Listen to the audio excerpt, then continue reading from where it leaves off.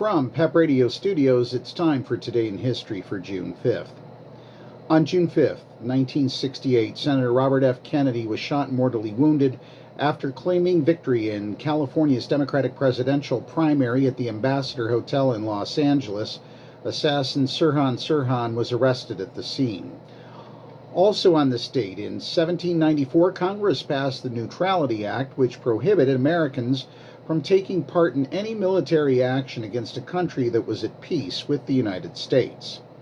In 1950, the U.S. Supreme Court in Henderson v. United States struck down racially segregated railroad dining cars traveling across state lines.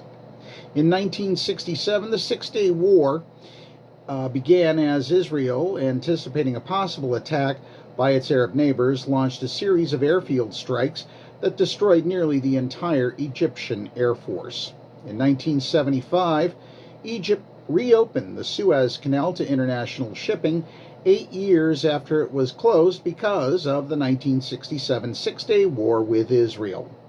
In 1976, 11 people were killed when the Teton Dam in Idaho failed, releasing 80 billion gallons of water.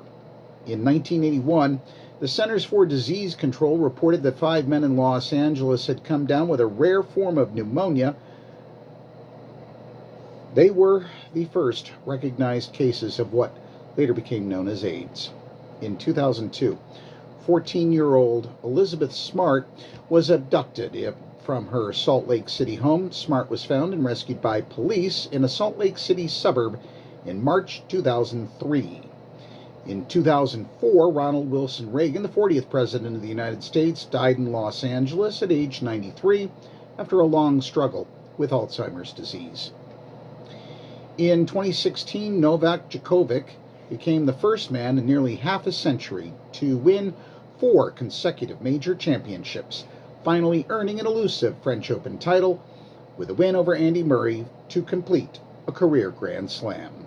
That's Today in History for June 5th, 2026. Time now for more soulful jazz here on PEP Radio.